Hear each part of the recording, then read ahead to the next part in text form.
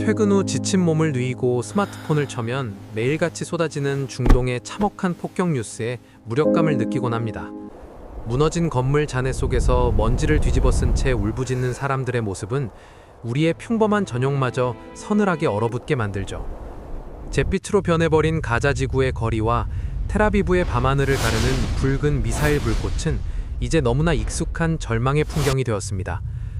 화면 속 사람들은 서로를 악마라 부르며 핏발선 눈으로 총구를 겨누지만 가만히 보면 그들이 간절히 기도하는 손끝은 묘하게 닮아 있습니다. 놀랍게도 지금 지구상에서 숨을 쉬는 10명 중 6명은 이름만 다를 뿐 사실상 완전히 똑같은 단 하나의 절대자에게 평화를 구하고 있거든요. 기독교인 2,300명, 무슬림 2,000명, 유대인 1,570만 명이라는 이 거대한 숫자는 전 세계 인구의 절반을 훌쩍 넘깁니다. 높이 솟은 십자가, 뾰족한 초승달, 육각형의 다윗의 별을 보면 이들은 서로 완전히 다른 우주에 사는 낯선 타인들처럼 느껴집니다. 성직자의 복장도 경전의 두께도 신성한 예배당을 채우는 향기마저 전부 다르니 당연히 뿌리부터 다른 남남이라고 생각하기 쉽습니다. 하지만 역사의 시간을 4,000년 전으로 감아보면 이 세 종교는 중동의 한 평범한 텐트 안에서 시작된 진짜 가족이었습니다. 아브라함이라는 한 아버지의 이름 아래 묶인 도저히 부정할 수 없는 피를 나눈 형제들이라는 뜻입니다. 같은 하나님, 같은 조상, 심지어 모세나 예수 같은 예언자들의 목소리를 공유하면서도 이들은 왜 그토록 많은 피를 서로에게 흘려야만 했을까요? 이 잔혹한 모순을 이해하려면 고대 메소포타미아의 우르라는 도시에서 출발한 한 가족의 씁쓸한 유산 다툼을 들여다봐야 합니다. 당시 아브라함은 모든 우상을 버리고 오직 하나의 신만 믿겠다는 파격적인 선언을 했고 신은 그 대가로 셀 수 없는 자손과 땅을 약속했습니다. 이것이 바로 세 종교 모두가 자신의 굳건한 뿌리라고 믿고 있는 위대한 신의 계약입니다. 그런데 완벽해 보였던 이 거룩한 계약에 아주 치명적인 문제가 하나 생깁니다. 아내 사라에게 오랫동안 아이가 생기지 않았던 것이죠. 마음이 다급해진 사라는 자신의 여종 하갈을 통해 아들을 낳으라고 권유했고 그렇게 첫째 아들 이스마엘이 태어납니다. 하지만 기적처럼 90이 넘은 사라가 뒤늦게 진짜 적자인 이삭을 낳으면서 화목했던 집안의 분위기는 싸늘하게 얼어붙기 시작합니다. 자신의 친아들 이삭의 지위가 흔들릴 것을 두려워한 사라는 결국 장남 이스마엘과 그의 어머니 하갈을 척박한 광야로 매몰차게 내쫓아버립니다. 한 아버지의 핏줄이 적자와 서자라는 이름으로 무참히 갈라지며 수천 년을 이어갈 거대한 비극의 씨앗이 싹트는 순간이었습니다. 텐트에 남겨진 이삭의 계보를 따라 유대 민족과 훗날 기독교의 예수가 탄생했고 광야로 쫓겨난 이스마엘의 계보에서 아람 민족과 이슬람의 무함마드가 태어났습니다. 심지어 이들은 아브라함이 신의 명령으로 자기 아들을 제물로 바치려 했던 가장 신성한 장면을 두고도 완전히 엇갈린 주장을 펼칩니다. 유대교와 기독교는 제단에 묶인 아들이 이삭이었다고 굳게 믿지만 이슬람은 그 아들이 이스마엘이었다고 가르치고 있죠. 똑같은 신화적 사건을 두고 서로 자기 조상이 진짜 주인공이라고 우기는 지독한 유산 상속 다툼이 4,000년째 고스란히 이어지고 있는 겁니다. 하지만 이 핏줄의 갈림길이 곧바로 세 개의 거대한 종교로 나뉘었던 것은 아닙니다. 아주 오랜 시간 동안 세상에는 오직 이삭의 후손들이 세운 굳건하고 폐쇄적인 유대교 하나만이 존재했습니다. 이 견고한 철옹성의 첫 번째 균열을 낸 것은 훗날 전 세계 23억 명의 마음을 사로잡게 될 어느 가난한 목수였습니다. 기독교는 처음부터 거창한 독립종교로 태어난 것이 아니라 유대교라는 거대한 회사 안에서 조용히 만들어진 작은 사내 벤처에 불과했습니다. 예수는 유대교 회당에서 유대교의 율법을 가르쳤고 그를 따르던 12제자 역시 100% 유대인이었으니까요. 당시 유대인들이 간절히 기다리던 메시아는 로마 제국의 거친 압제에서 자신들을 단숨에 해방시켜줄 강력한 정치적 영웅이었습니다. 하지만 예수는 칼과 방패 대신 눈에 보이지 않는 영적인 구원을 이야기하다가 결국 로마군의 손에 무기력하게 십자가형을 당하고 맙니다. 유대교 주류의 깐깐한 시선으로 볼 때 빼앗긴 나라를 되찾아 주긴커녕 죄인으로 처형당한 예수는 완벽한 자격 미달이었습니다.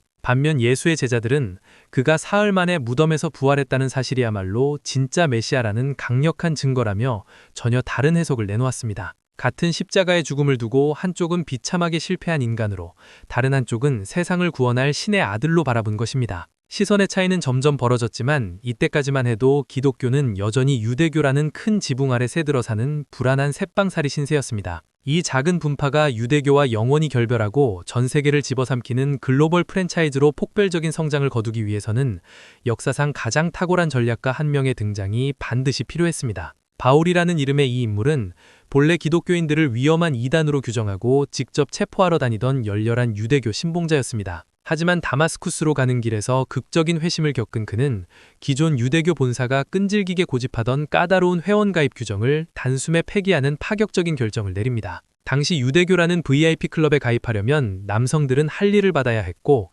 복잡하고 까다로운 음식 규정인 코셔를 일상 속에서 완벽히 지켜야만 했습니다. 바울은 이런 낡은 본사 규정은 다 필요 없고 오직 예수라는 새로운 약관에 동의하기만 하면 이방인 누구라도 차별 없이 회원이 될 수 있다고 선언해버렸습니다. 소수의 선택받은 핏줄에게만 허락되던 폐쇄적인 명품 브랜드가 하루아침에 누구나 쉽게 가입할 수 있는 대중적인 플랫폼으로 비즈니스 모델을 완전히 바꾼 셈입니다. 더 나아가 바울은 신이 유대인과 맺었던 옛 계약은 이제 효력이 끝났고 예수를 통해 맺은 새 계약이 이를 완전히 대체했다는 위험한 주장을 펼치기 시작했습니다. 오직 자신들만이 특별하게 선택받았다는 유대인의 뼈대 깊은 선민의식을 정면으로 짓밟고 굴러온 돌이 박힌 돌을 거칠게 밀어낸 것입니다.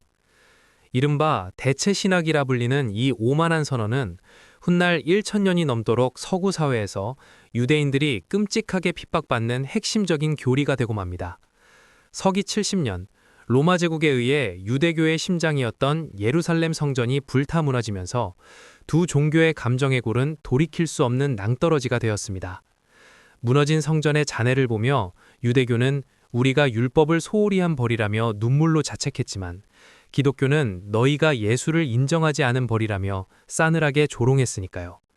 같은 폐허 앞에서 한쪽은 뼈저린 반성을, 다른 한쪽은 날카로운 정죄를 내뱉으며 두 형제는 완전히 남남으로 갈라서고 말았습니다. 서기 325년 니케아 공의회를 기점으로 기독교는 권력을 등에 업고 유대교의 안식일 대신 일요일을 예배일로 강제하며 가족의 흔적을 조직적으로 지워나갔습니다. 그렇게 두 형제가 원조 타이틀을 두고 서로를 저주하며 싸우고 있을 때 수백 년 뒤 아라비아의 뜨거운 모래바람 속에서 마침내 마지막 막내가 등장합니다. 서기 610년경 무함마드라는 상인이 캄캄한 동굴에서 천사 가브리엘로부터 새로운 계시를 받았다며 이슬람의 탄생을 세상에 알린 것입니다. 흥미롭게도 이 막내는 처음부터 두 형들의 권위를 깎아내리거나 과거의 거룩한 기록을 전면으로 부정하지는 않았습니다. 그들의 경전인 쿠란에는 아브라함도, 모세도, 심지어 예수도 모두 위대한 예언자의 한 사람으로서 깊게 존중받으며 등장합니다. 이슬람의 핵심 주장은 형님들이 받은 초기 투자 설명서는 원래 훌륭한 진짜였지만 긴 세월 동안 인간의 탐욕 탓에 그 내용이 심각하게 조작되었다는 것이었습니다. 그래서 절대적인 신이 자신에게 단 하나의 오류도 없는 완벽한 최종 업데이트 버전, 즉 쿠란을 직접 내려주며 마지막 예언자로 선택했다고 당당히 선언했죠. 실제로 초기 무슬림들은 자신들이 유대인들과 같은 뿌리임을 증명하기 위해 기도할 때 메카가 아니라 유대인들처럼 예루살렘을 향해 고개를 숙였습니다. 무함마드는 자신을 형들의 정통 후계자로 인정해달라며 손을 내밀었지만 이미 예언자의 시대가 끝났다고 굳게 믿었던 유대인들은 이 당돌한 상인의 제안을 차갑게 거절합니다. 모욕을 당한 이슬람은 즉각 기도의 방향을 예루살렘에서 자신들의 성지인 메카로 거칠게 돌려버리며 형들의 낡은 그늘에서 벗어나겠다고 독립을 선포합니다. 결국 유대교는 핏줄이라는 견고한 성벽을 쌓았고 기독교는 믿음으로 그 성벽을 강제로 무너뜨렸으며 이슬람은 앞선 두 종교가 모두 틀렸으니 자신만이 무결점의 종결자라고 외치게 된 것입니다. 세 명의 형제 모두가 오직 나야말로 신의 뜻을 완벽히 이해한 유일한 상속자라고 핏대를 세우며 숨막히는 진흙탕 싸움을 시작한 겁니다. 우리가 일상을 살아갈 때도 머릿속의 신학적인 교리나 이념쯤은 서로 거리를 두고 살아가면 얼마든지 평화롭게 넘어갈 수 있습니다. 나와 완전히 다른 낯선 타인과는 쿨하게 웃으며 지낼 수 있지만 내 과거를 속속들이 종유하면서 내 존재 가치를 송두리째 부정하는 사람과는 결코 공존하기 어렵죠. 정답이 오직 하나뿐인 좁은 방 안에서 서로가 진짜라고 우긴다면 누군가 진짜가 되기 위해 다른 형제를 처참한 가짜로 만들어야만 하는 잔인한 제로섬 게임이 열린 것입니다. 그리고 이 추상적인 교리 다툼이 끔찍한 피비린내를 풍기는 실제 학살극으로 번지기 위해서는 절대로 양보할 수 없는 구체적인 눈앞의 먹잇감이 하나 필요했습니다. 신을 향한 순수한 맹신이 영토를 향한 세속적인 탐욕과 뒤엉키며 폭발할 거대한 화약고가 이미 지도 한가운데에 놓여 있었던 것입니다. 그 피로 흠뻑 젖은 먹잇감은 바로 서울 여의도의 3분의 1 크기도 채 되지 않는 비좁고 가파른 돌길, 예루살렘 구시가지였습니다. 기막히게도 유대인의 성전이 무너진 통곡의 벽 바로 위에는 이슬람의 거대한 바위의 돔이 솟아있고 그 옆에는 예수가 부활했다는 성묘교회가 아슬아슬하게 맞붙어 있죠. 세 종교가 목숨과도 맞바꿀 수 없다고 믿는 가장 거룩한 우주의 중심이 반경 수백 미터 안에 위태롭게 겹쳐져 있는 셈입니다. 1095년 기독교 세계는 이 거룩한 성지를 이교도들의 더러운 손에서 되찾겠다며 그 유명한 십자군 전쟁의 닻을 올립니다. 신의 이름이 새겨진 방패를 들고 예루살렘에 입성한 십자군은 성 안의 무슬림과 유대인들을 좁은 회당에 가두고 산채로 불태우는 끔찍한 대학살을 저질렀습니다. 가장 뼈아픈 역설은 이 참혹한 도살의 현장에서 비명을 지르며 죽어간 희생자들 역시 가해자인 십자군과 똑같은 아브라함의 신에게 살려달라고 기도를 올리고 있었다는 사실입니다.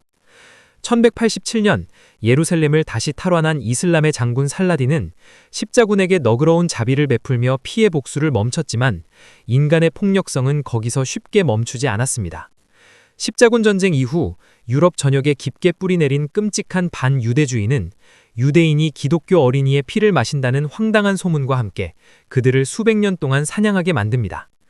이 서늘하고 오래된 혐오의 역사는 결국 20세기 홀로코스트라는 최악의 광기를 만나 600만 명의 유대인이 가스실에서 재로 변하는 참상으로 폭발하죠.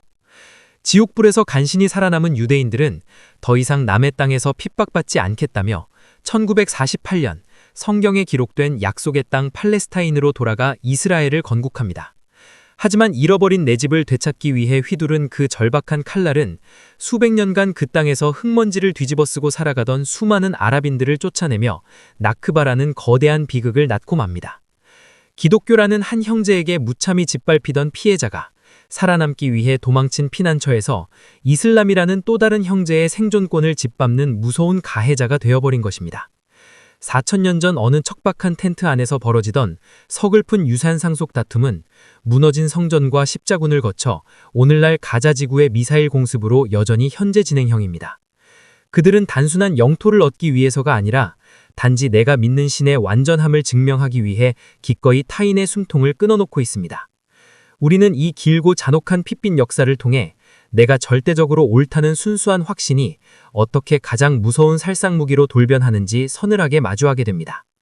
이 복잡하고 멀게만 느껴지는 종교의 역사가 결코 남의 이야기가 아닌 이유는 우리 역시 매일 각자의 일상 속에서 작은 예루살렘을 두고 비슷한 전쟁을 치르고 있기 때문입니다. 직장에서 오직 내 방식만이 유일한 정답이라고 고집하며 동료를 깎아내리거나 온라인에서 정치적 의견이 다른 사람을 벌레 취급하며 조롱하는 우리의 모습은 과연 그들과 다를까요? 내 삶의 궤적만이 올바른 진리라고 굳게 믿을 때 나와 다른 방향으로 걷는 타인의 존재는 고쳤어야 할 불쌍한 오류이거나 반드시 치워버려야 할 장애물로 전락하고 맙니다. 진정한 마음의 평화는 내가 가진 정답의 목소리를 핏대 높여 외치며 상대를 억지로 굴복시킬 때 찾아오는 것이 결코 아닙니다. 오히려 내가 평생을 바쳐 꽉 쥐고 있던 이 단단한 신념조차 어쩌면 불완전할 수 있다는 아주 작은 틈, 그 겸손한 의심의 공간에서 비로소 타인을 향한 진짜 이해가 싹트기 시작합니다. 세상의 그 어떤 위대한 교리나 완벽해 보이는 사상도 지금 내 곁에서 따뜻하게 숨을 쉬는 평범한 인간의 존엄을 짓밟으면서까지 지켜낼 만큼 절대적인 가치를 지닐 수는 없습니다. 수천 년간 피를 흘려온 저 낡고 서글픈 형제들의 맹목성을 조용한 반면교사 삼아 이제는 매 순간 완벽한 정답을 찾아야만 한다는 숨막히는 강박을 조금 내려놓아도 좋습니다. 내가 틀릴 수도 있다는 그 부드러운 용기가 팍팍하고 날선 시대를 살아가는 우리를 편협한 독단과 혐오로부터 지켜주는 가장 튼튼한 방패가 되어줄 테니까요.